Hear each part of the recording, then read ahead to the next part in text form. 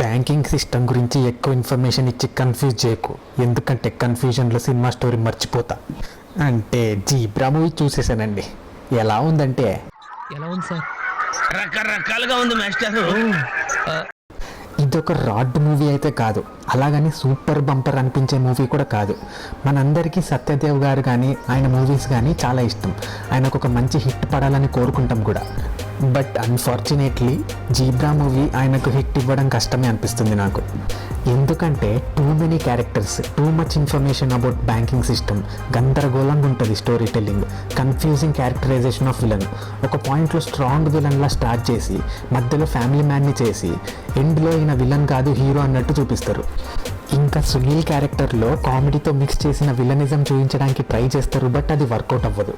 అసలు ఒక transactional error వల్ల కామన్ బ్యాంక్ ఎంప్లాయీగా ఉన్న హీరో గ్యాంగ్స్టర్ వరల్డ్లో ఇరుక్కుంటాడు. దాని నుంచి బయటపడడానికి నానా కష్టాలు పడతాడు, బట్ అట్ ద ఎండ్ ఇదంతా ఒక నోబుల్ కాజ్ కోసం చేశారు అన్నట్టు చూపిస్తాడు. నేనేం చెప్తున్నానో మీకు అర్థం కావట్లేదు కదా?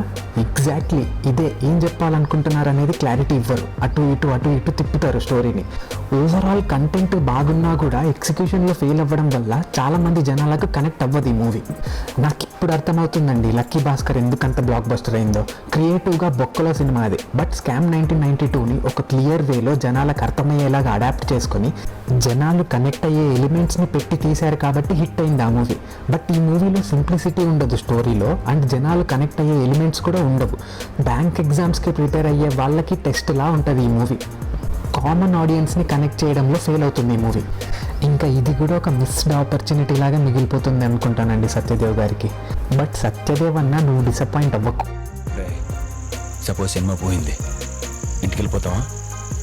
సినిమా సూపర్ హిట్ అయింది, సినిమా తీయడం మానేస్తావా? సినిమా హిట్ అయినా ఇంకో సినిమా తీయాలి, ఫ్లాప్ అయినా ఇంకో సినిమా తీయాలి.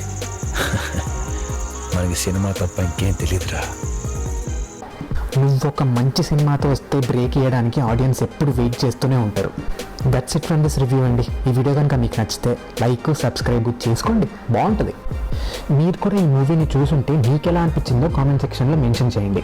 ఇలాంటి ఇంట్రెస్టింగ్ మూవీ అప్డేట్ వీడియోస్తో మళ్ళీ కలుసుకుందాం. Thank you for watching. Bye bye. Encourage new talent, bro. Please.